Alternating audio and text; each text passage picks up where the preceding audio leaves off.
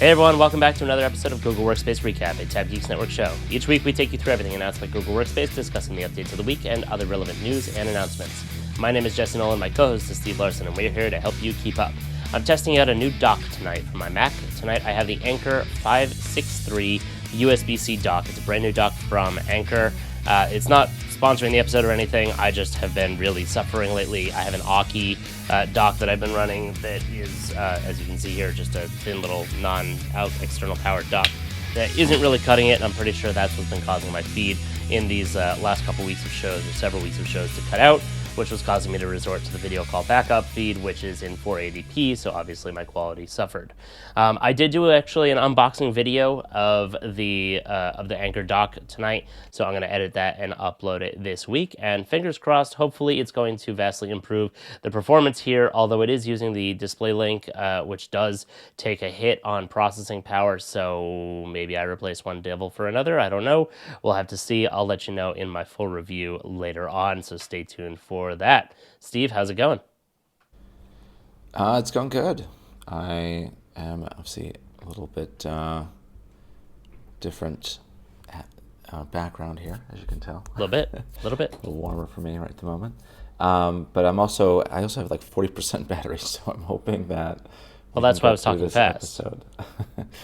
People don't have to listen at 2x when I talk, because I talk at 2x. Yeah, let's jump into the updates. I'll just go through those real quick, so hopefully I can summarize them all before my battery dies here. Let's see how long 40% on a MacBook Pro while running a 4K video call runs. Yeah, let's see. All right. 6 updates this week, and then we also had an update to Google Drive, which I don't know how I missed it last week, but apparently it came out on the 12th of May. And had started to see some of these changes to the Drive for desktop app, I thought, prior to that, but I don't know, sometimes you forget what day today is. So, but in terms of the updates, we have migrating your classic Google sites before December 1st, and kind of coming up to the end of this year. There are new and updated third-party DevOps integrations for Google Chat, which include PagerDuty. You can now export log data in near real time to BigQuery. We also have AppSheet Enterprise Standard and Enterprise Plus is available as add-ons to Google Workspace editions. And then also using connected sheets with VPC-SC protected data and improved cloud audit logs for connected sheets events. And then finally, new banners in Google Chat protect against malicious links. And then, as I was mentioning, there are there's a new update to Drive, the Drive for desktop client, which is on version 58 now, and rolling out to 58. That has some significant updates actually in that, and I'll kind of read through those because it was, impacting quite a few users that have specific mount paths to their documents and their Drive environment on the Mac specifically. So with this version 58 release, the main points that they mention here is around some of the offline file functionality, where when users stream their My Drive, you can now view how hard drive space is utilized and unpin files, so space can be reclaimed if needed. You can also access the dashboard to manage the storage by opening Drive for Desktop and clicking the settings and then selecting offline files. But the most impactful change is really about this kind of the file provider functionality. And this is a feature that Apple introduced in macOS 12.3, and it provides some native support for accessing cloud-based file systems like Google Drive.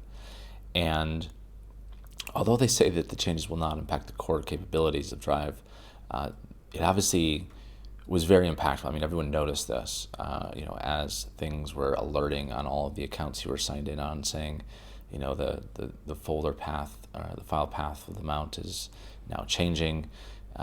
Some of the functionality though that actually does that may be different than before is that when you're dragging items in and out of Google Drive folders, or dragging items in and out of a Google Drive folder will move the files instead of copying them by default. Also, when syncing is paused, you can't download files, which, I mean, that makes sense, I guess. Content is cached on the same volume as your home directory. Also, downloaded and locally created files are accessible when Drive for Desktop is not running. And then quick look previews only work for downloaded files, which would be files without a cloud icon, it says here. And did I miss one more? Oh yeah, one more. For users who stream their files, you can access the contents of your drive in the location section of the Finder sidebar in a folder called Google Drive. And those are kind of those important updates, especially for those macOS users, which I think is where most of those changes were really noticed, especially because most of the complaints were in the Mac admins Slack community, so kind of makes sense. And then diving into the updates for last week. First one that we had there, like I said, was the timeline in terms of when you need to migrate your classic Google sites, and that is the main date there is the December 1st. So starting December 1st, 2022, this was previously June 1st, 2022, you'll no longer be able to edit any remaining classic sites in your domain. So as of that December 1st date, no more editing, and starting January 1st, 2023, classic sites will no longer be viewable unless they are converted to new Google sites. This has been the longest product shutdown I've ever seen. It has. It's been a while. It won't die. I'm really curious who still uses the classic sites. They've had to keep delaying it that long. It must be some big customers, I'm sure, of Google. But yeah, there's a lot of information, resources here about how to go about making that transition from classic to new. And this is really talking about the timeline impact is affecting Workspace customers, personal Google accounts. There's no change to the timeline for those users with personal accounts. So I believe those might remain on the original June 1st and July 1st dates, possibly then. So just be aware that might come a little bit sooner if you're leveraging sites on personal accounts. So keep an eye out for that then this summer, June, July. Let's see. Yeah, not too much else to mention there. Obviously, everyone that has sites, just be aware of it. And timeline-wise, well, those were the dates on the timelines. It's nothing like rolling out, just those key dates of transitioning. And all right, next we have new and updated third-party DevOps integrations for Google Chat, including PagerDuty. So just like other chat platforms have some third-party integrations, I would say the chat integrations have been lacking, to put it kindly. Very kindly. Yeah. So here we're going to see some more third-party integrations with apps like Google Cloud Build, Asana, GitHub, Jenkins, and a few more. So this is bringing some / commands for quick actions, such as creating a new Asana task or triggering a build in Jenkins or Google Cloud Build. The ability to use dialogues for important flows, such as setting up the app or entering detailed info, like creating an issue in GitHub, for example. I will be testing the Asana one as soon as I get access to it. Yeah, I think the Asana one is one that I'm also using as well quite a bit, so it'd be nice to see those together. Yep. I'll be kind of playing with that as well. I know we've had some people asking about actually a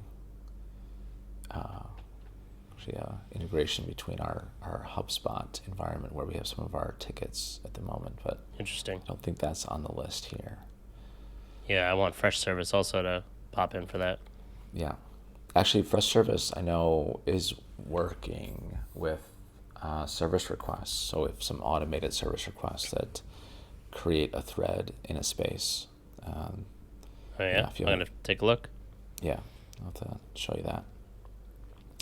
there is a list, a complete list of other Google developed chat apps, and that's in the announcement article. This is It's not a kind of long list. it's not. It's not. That's Okay, the ready? unfortunate Asana, thing. Giphy, GitHub, Google Cloud Build, Google Drive, Jenkins, Jira, Meet, PagerDuty, Salesforce, Zapier, Zendesk. That's it. Yeah, that's the That's the official list. ones with the chatbots, right? Now, I think there's definitely more. There's other third parties that have integrated into chat that probably aren't included there. Like I said, the Yeah. Fresh service is definitely working and functional. It might just be some sort of custom, integration where it's not pre-built, where you select it from a drop-down in the, list of, Yeah. of apps, but it's definitely possible there. So, and I think Well, when I that's was where, working with Spoke, I know that they were working on a Google Chat integration, and it was done. The thing that was holding them up was approval from Google, and I can say that now because they don't exist anymore. But basically, they would have had that ready to go. We would have been happy to use it, but they couldn't get it yeah, up and running because Google did not have a very good approvals process in there. So I hope that with this, it'll be more than just the Google develop apps. It'll be the other apps like you're talking about, yeah, First Service or HubSpot or others. yeah. Rollout and availability, just it's available now and it's available to all chat users. So pretty easy one on that. And now the next one is the exporting of log data in near real time to BigQuery. And what what someone was saying is that by these logs being exported near real time to BigQuery, that some of the logs showing up in the admin console were going to be faster. And when I was reading this, I didn't seem to understand it the same way, because what it says here is that with this launch, exported log data streams will be near real time, under 10 minutes, ensuring fresh data for your export. But to me, that doesn't sound like, oh, we're reducing the log delays that we publish and say can be anywhere from 1 hour to 3 days for some certain things. I think it's just that when the logs are available, they get over to BigQuery within 10 minutes. Because before it was running more on like a daily sync. Yeah, it says here exports take place as a daily sync. So the exports, Yeah. Yeah. like the logs are there, you can see them sooner. You just can't see them exported anywhere sooner than a day, rather in BigQuery. Right. So I agree. That makes sense. Yeah. But it's saying that with this launch, it's the export log data streams will be near real time, which they were previously on a daily sync. Right. Yeah. So, yeah, nothing to do with how more quickly logs are actually just showing up though in your log reporting. So. Yep. Yeah. Yeah. Just looking at some of the details here. What was the one thing? Yeah, I think if you do have your BigQuery logs set up, don't change anything in there because it will break if you make any adjustments to where those logs are going. So don't go fiddling with the settings on this of where it's going. And then roll out with this. This was on an extended rollout, potentially longer than 15 days for feature visibility, which started the 18th of May for both the rapid release and scheduled release domains. It is available to all the Workspace Enterprise Standard, Enterprise Plus, Education Standard, and Education Plus customers, and of course not available to anyone else, and not available to personal accounts, obviously. Next, in terms of updates, we have AppSheet Enterprise Standard and Enterprise Plus available as add-ons to Workspace editions. So now customers that didn't normally have AppSheets access, you can add this now as an add-on. And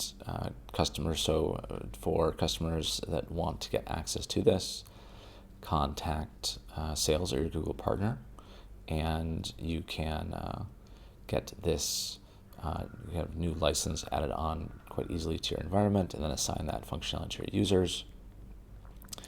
This is available to all Workspace Essentials, Business Starter, Standard, Plus, essentially everyone that didn't have them. So looks like everyone seems to be able to get this, even those on the frontline nonprofits and legacy customers. So making it available to pretty much everyone by the looks of things here.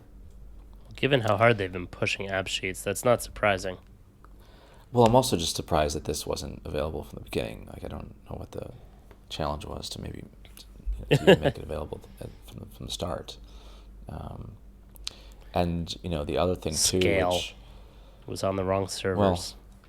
Well, the other thing too is that it's I think AppSheet's been at a bit of a disadvantage because competitors are making it a lot easier to get access to their tools and get people using it, and this made it really difficult to get your staff using it and access to it, and could be one of the reasons why it maybe kind of missed the mark in timing wise. But can AppSheet do offline yet? Do you know? I don't know. That was one of the big things for us, one of the major limitations. Yeah. Obviously, there's nothing in there now, but nothing in this update, obviously, that reflects anything like that, because that's not really for this. But yeah, I'm not sure. I was just curious if you'd come across it. Any kind of offline access. Not sure. Next, in terms of updates, we've got 3 left, and I've got 30% left, so we might be okay. Go, go, go. Yeah. Next is using connected sheets with VPC SC protected data and some improved cloud audit logs for connected sheet events. So if you have BigQuery datasets that are behind a essentially firewall on virtual private cloud, VPC service controls, they can now be accessed using connected sheets. And there's also improvements on how connected sheets logging into the cloud audit logs are being shown. So admins and editors can now connect into those kind of controlled data sets. And then also with the cloud audit logs, there's like an additional ID of the spreadsheet that generates the BigQuery data access. Every spreadsheet, essentially, as we know, has a unique ID, and that can now be found in some of these cloud audit logs in terms of where that is being recorded. For configuring this, obviously there's a fair amount of configuration needed to get things connected, but that will this article kind of points you over into the GCP side of things on how to get that configured and working and connected there.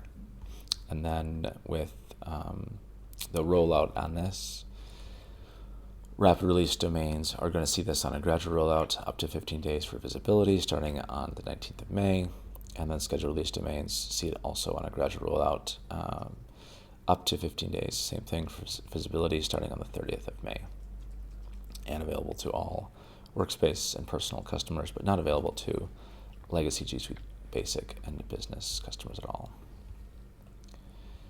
And next, new banners in chat protect against malicious links.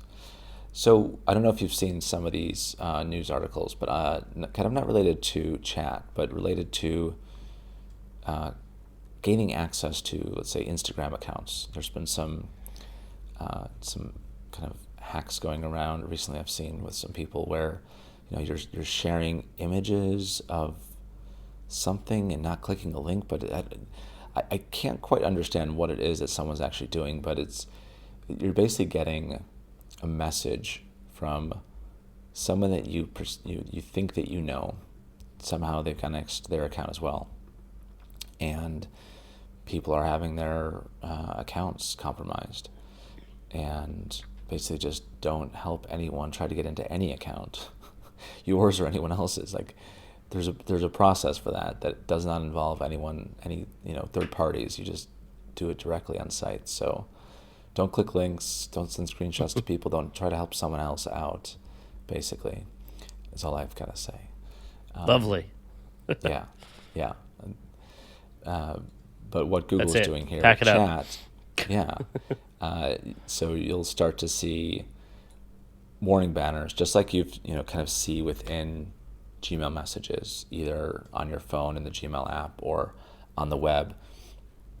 These are popping up on the bottom rather than kind of on the top of the chat message, and in bright red notices, it says that the invite is suspicious or something is unusual about this, and this will kind of alert you to some unusual behavior if something is just out of the ordinary.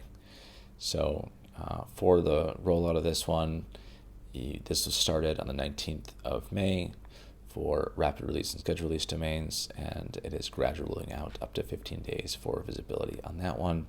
It's available to everyone, Workspace, Legacy G Suite, as well as personal Google accounts. So across the board, available to all. And actually that's it. I had an extra tab open here of the Workspace Updates Weekly Recap, but there was nothing new in there, just a summary of the updates that we had this week. So that rounds out all the updates that we have this week. That it does. What's your battery percentage at? 28. So let's keep going. 28. All right. I can run out the clock here on the other topics. We're going to cover a little bit of some of the things that they announced at Google I/O, given that we neglected to cover that last week in favor of all of the G Suite legacy coverage. All right, so a couple of things here just to give you your topics. We have one article from Google that is introducing new AI to help people thrive in hybrid work. AI has been a huge focus for Google, and it's great to see a lot of this manifesting now. Some of the other things that they had in the event, there's a list here that Steve posted. I'm not sure where you got it from. Here's all the stuff that happened at the event, so we'll blow through that a little bit, and I can explain from where I got it from now. I can explain some of these from my memory of watching the event. If not, you can go and rewatch it yourself. Then there's a Verge article, Pixel by Pixel, how Google is trying to focus and ship the future. That kind of talks about the Google Pixel Watch and phones, etc. And a big announcement here is that Google is getting big time back into tablet apps, tablet size apps here for pretty much their entire lineup, their entire portfolio. So we'll go into that. And something that I noticed also is that I/O attendees get what? I was going to say, are you saying that there's bigger tablets released, or they're just I missed? Yes, and. So they didn't announce the release of a bigger tablet, of a new tablet, but they announced that it is coming, but it's like a next year maybe coming kind of thing, but also that they're updating the design and layout of their apps to be tablet-sized apps. So Chat, Translate, Maps, Gmail, Meet, Google Home, etc. And then the last thing here is that something I saw that came through on the I/O email that people may not have seen if you were registered to attend I/O. Attendees can get a free .dev domain. I think it's a .dev, .page, and .something else. There were like 3 of them. It's a free 1-year registration. And so I went and I grabbed a .dev domain for free. So cool stuff there. FYI, check your emails if you are registered to attend. All right, so the primary things that they announced in this article of introducing new AI to help people thrive in hybrid work is on the Google Cloud blog under the Google Workspace category. A couple of big things here. One, and we're not going to see this probably for a while, but automated summaries, AI-based built-in summaries are coming to Spaces to, quote, provide a helpful digest of conversations. Summaries allow you to catch up quickly and easily on what you missed from conversations in Spaces. So it's basically going to take any of the conversations that happen while you're away and give you a computer AI-generated summary of the conversation that happened while you were out that you're going to be able to click on to go directly into the conversation to where that part of the conversation takes place, and then obviously respond to it and do all the things you would do like normal, such as smileys, emojis, etc. What are you gonna say? That's not out yet? Nope. Oh, I think they might have. I don't know. yeah, I've had it You for got a long it? time. Oh, Yeah, for okay. ages. Well, So I'm I trying got to to get like, into that beta. did they not just? I thought maybe they just like made it generally available now, but it still hasn't released yet. Not that I've seen, Okay. no. All right. Okay. I did see It's tasks kind of go interesting. live today, but No, the chat summary is nice. I mean, it lets you know, it like just writes you a summary of who said what and what was happening. does it work? And yeah, yeah. All right. Well, you'll have to get me into the Kinda alpha cool. beta or whatever that you're in, because Well, I I'm don't sure have it that, on the primary domain here. yeah, So yeah. Yeah, I missed it was that released one. as like an additional Chrome extension for a while. That was kind of how the functionality Oh, was being that's right. I provided. remember that one.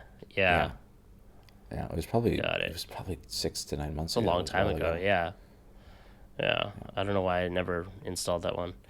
Um, They are also adding the automated meeting transcription to Google Meet. So this is a summary, or rather, a transcription of the meetings in Google Meet, so that instead of just watching the recording, you can read Yep. the text. So that's going to be something interesting. That And then starts you'll rolling get. out the 31st, Oh, that's coming actually. soon. Oh, great, very soon. Well, alpha.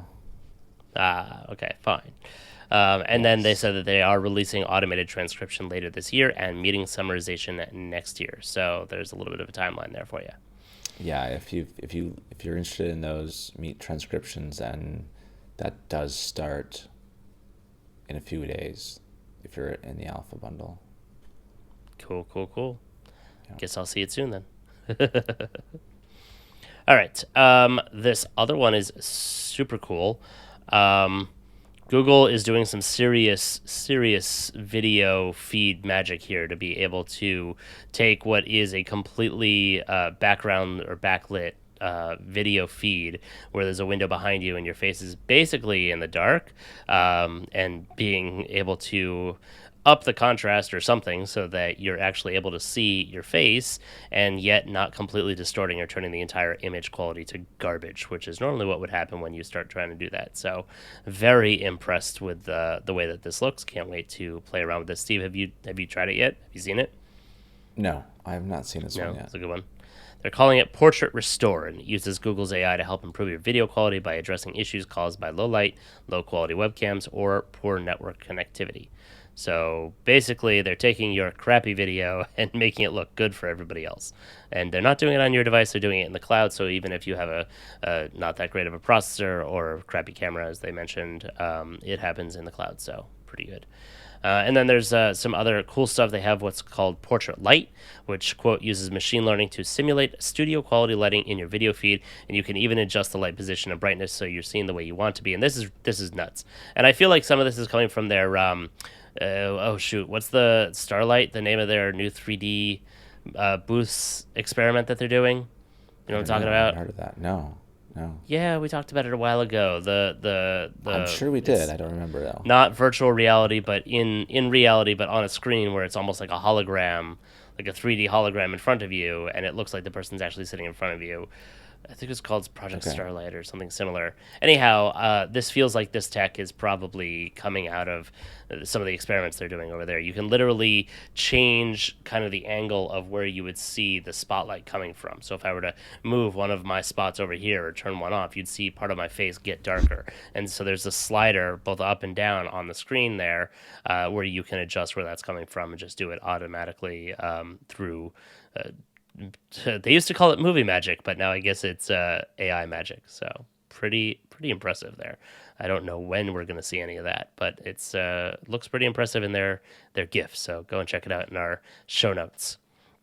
Another helpful one, which I have no doubt will work given how well their noise cancellation works. This one is de-reverberation. It filters out the echoes in spaces with hard surfaces, which is, well, many of our rooms, to give you conference room quality audio, whether you're in a basement, a kitchen, or a big empty room. Of course, I hear conference room quality and I cringe because my conference room is a fishbowl with glass walls on all sides and a massive glass tabletop with the worst possible sound quality I've ever heard. So hopefully it's not my conference conference room audio quality and a much better sound treated conference room where you have much better quality. So anyway, hopefully it'll sound really, really good. I have no doubt that it will because their noise canceling is already insane. Steve and I have tested it in the past, me standing next to my coffee machine while it's brewing an espresso for me, and you can basically, the grinding of the beans is so loud I can barely hear Steve talk out of the speakers, but he can't hear the grinding of my machine coming through the microphone at all. So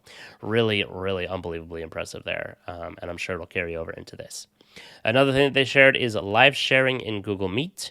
It synchronizes media and content across participants, so users will be able to share controls and interact directly within the meeting, whether it's watching an icebreaker video from YouTube or sharing a playlist. That's going to be using what they're calling live sharing APIs, and you can start using the APIs today to begin integrating Meet into existing apps. So hopefully that's going to be some of what we were seeing from the, what the hell was that acquisition called? Play something or other. The group that they bought that was Javier's coworker or something from previous. Oh man, it's late. It's very late for me. We're recording much later to accommodate Steve's schedule, and my brain is failing tonight. Play space, play something. It was basically. Yeah, I know, but you're used to this and you don't sleep. I do, so it's, I know. Anyhow, basically going to enable you to have multiple people watching a video or listening to music and have multiple people controlling it. And it's the next level of where Google Meet really, really needs to go. So I'm looking forward to seeing what comes out of that. Of course, they have to talk in this article about the zero trust approach and security and enterprise-grade access management, yada, yada, yada, and the fact that they secure and keep more people safe than anyone else online in the world. So a little bit of marketing there in the end of the article, but definitely some good things coming here. The big question I always have with these wonderful visionary posts is how long is it going to take for them to actually give this stuff to us? So hopefully, as Steve was saying, it's going to come for some of it sooner rather than later. Yeah, some of the other... PlaySpace Sorry, go ahead. acquisition. That was a PlaySpace. Thank you, PlaySpace. PlaySpace back in September 2021. I had half of it. Yep. All right, so some headlines here from I/O. Google blows our minds with live translation glasses. This one came out of left field. There's a couple of things that came out of left field here. Google showed off a pair of glasses that look rather normal and essentially is using Google Translate to, in real time in quotes, supposedly. Apparently it doesn't work as well as really they say it does, but hey, they're showing it off. It's a teaser, but it puts up the translated text on the actual glass in front of your eyes so you can read it while you're having a conversation with the person. And in theory, two people wearing those with the glasses tuned to their respective languages could have a conversation whilst reading the other person's responses in their own host language in real time so that they can each understand it. Looks pretty cool. Go and check out the video. There's not much more to say about it other than that. You got to see it for yourself. The Google Pixel 7 has been quote-unquote announced months before it's expected to launch. I think this is Google getting ahead of their own leak cycle. They seem to be leaking things like crazy these days, and I guess they're officially or unofficially announcing the Google Pixel 7. More of a teaser than an official full-blown announcement, so I guess we'll get more news on that as time goes forward. There's new features coming for Android tablets that they are hoping are going to be iPad beating, or at least iPad similar with Android 13. There is also something that was teased kind of at the last second is a Google Pixel tablet. Google is officially getting back into the tablet game after swearing it off, I think, more than once in the last couple of years and having some severe difficulty with that. Steve froze. I hope he didn't, his battery didn't die over there. I'll continue on anyway.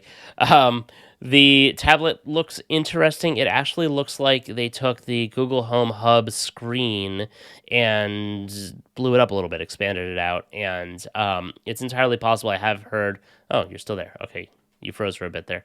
It is possible. I have heard some rumors that it may actually be a Home Hub screen that is removable. It's docked in kind of a Home Hub, if you will. So that may be some interesting new direction that they're going there. We'll see. There's a lot of news happening on the Home Hub front with Google, which is another announcement that they did, which is talking about Matter, which, if you've been following the smart home news, is the evolution of the formerly named protocol CHIP, which was connected home over IP, and is essentially, finally, the tech companies getting together and developing a single standard that they can all agree on for smart home technology to be able to communicate and operate across and have some actual compatibility and interoperability with each other, instead of everybody building their own individual service and all of this just being their own walled garden approaches and just being a terrible, awful user experience. I have some experience with this, in case you can't tell. So hopefully they will continue investing in that. I know that Samsung is already testing some apps on their SmartThings platform. Google is trying to get as many people as they can to sign up for this. They're not the only ones, though. Amazon and Apple are in on it as well. And I believe it's Apple is also in on it. And it's really going to be the proper coming of the smart home protocols. I mean, Z-Wave, Zigbee, all of that was great, but this is really going to take it to the next level, given that you've got the biggest players in the space all backing it and getting on board. So good stuff there. Another headline here is the Pixel Buds Pro are the AirPod rivals we've been waiting for. So I imagine Steve is going to get a pair of those, given how much he loves his Pixel Buds. So you'll have to let us know how those work. And alongside that, the Google Pixel 6a was officially announced as an affordable option for the Pixel line that's going to take on the iPhone SE 3. So that's a good one there. Android 13 has officially been announced, as I alluded to earlier. So if you're interested in Android 13, go and check out all the releases on that. That's going to be probably a pretty big update, not a massive visual overhaul, because the more recent update was a much more massive overhaul with what are they calling it? I'm forgetting the design language. Oh, I'm blanking. Anyway, moving on. Some other topics in here is Google skin tone research is helping make more inclusive AI. There's a lot of very highly technical details in there about a new skin tone model that is basically changing the game. That I think they open sourced it, or they made it available to everybody. I don't remember exactly. So definitely go and check that out. And I'm going to try and go through this and find the articles to each of these topics so that you all can read about it in the show notes. But we may miss some of them because, again, I don't know where this list came from. But I do remember them talking about all these things. So they did get announced over there at I/O. Another headline here is stop talking to Google Assistant like a robot. There are going to be some conversational upgrades coming to Google Assistant on the hubs. And that's going to be contextual awareness. So if you ask it about something, you can continue the conversation just by continuing to ask more features after it gives you an answer. And it seemed to work pretty well on stage, but it could also have been a man behind the curtain kind of approach. So we'll see what comes with that. That was also more of a teaser than an actual announcement. And then the last thing I have here is Google to update multi-search feature with new features, local business information. I think this combines with the Google Maps one from above that I'm not even seeing where this was. At some point here, Google announced a Maps feature set that's going to be rivaling what Apple was announcing with their maps, to be able to combine satellite view with Street View, and to be able to really see in much higher quality and much more detail the buildings that you're walking through, and kind of have a better bird's eye view instead of just a view from space or the view from the street. So it's pretty cool. Definitely go and check that out. Big moves coming from both mapping services, and definitely very helpful for all of us end users who are trying to use them. Some of the apps that I was talking about before, Google has 20 plus tablet apps right now. As an iOS user, I really hope that they come to the iPad because it's really clunky and just feels last generation using them. So they are essentially rethinking the entire tablet app lineup, which includes, which you can see from the screenshot that they shared on the screen there, Chat, Translate, Maps, Photos, Family Link, Gmail, TV, Meet, Google One, YouTube Music, Lens, Duo, Place Store, Chrome, Messages, is YouTube, and Google Home is on there as well. So that was all the ones that they showed us. I'm sure there are more. There's probably something that I forgot to mention or wasn't included in this list somewhere. So big updates there. And I guess stay tuned for all of those to actually come to fruition. But that's what I got for the updates. And it looks like Steve is still online here. So his battery held out. What are you at, 16% now? Well, I actually got a charger, so I'm at charging up at 22 right now. So. Oh, why didn't you tell me? I could have slowed down. Everybody's scrambling for the playback button on their on their YouTube to or on their podcast side to slow me down or speed me up because I talk really fast. Well then, I'm glad you got a charger. I'm glad you'll be able to work for the rest of the day. Yeah. That's good news for you. And that's pretty much it for this week. I do have one announcement that I forgot to put in the top of the episode here, but to anybody who heads over to tabgeeks.com, you're going to notice a new menu item called Tab Services, and that is our new branch of TabGeeks. We are launching a MSP for modern businesses, and our promise is enterprise level service without an enterprise price tag. So if you need help with negotiating contracts or getting SaaS set up and managed, or managing any of the modern apps, whether it's VoIP or Workspace or SideNow or help desk products and things like that. Basically, anything that I have experience with, you're going to be able to get help with. And the goal is to focus on small to mid-sized businesses because, quite frankly, they've been left behind. All the other major, or the majority of the other major resellers and MSPs that are out there are only focusing on the big fish. They only care about the big enterprises, and what they happen to forget is that 98% of businesses in America are small to mid-size, and we want to give them the same level of service. So you didn't even know that was coming, Steve, so surprise. So that's the gist there. You can all go and check that out, tabgeeks.com/tab services, and that's our show. Anything else you want to add, Steve? Nothing from my end. I'm all updated out. All right. Well, that's all for this week. Send us your questions and comments on Twitter at Workspace Recap and on our website at workspacerecap.com. Hit the subscribe button and leave us a review on your favorite podcasting platforms, or leave a comment on the video. Give us a thumbs up. Make sure to subscribe and hit the notifications bell on YouTube as well. Have a great week, and we'll see you next time on Workspace Recap.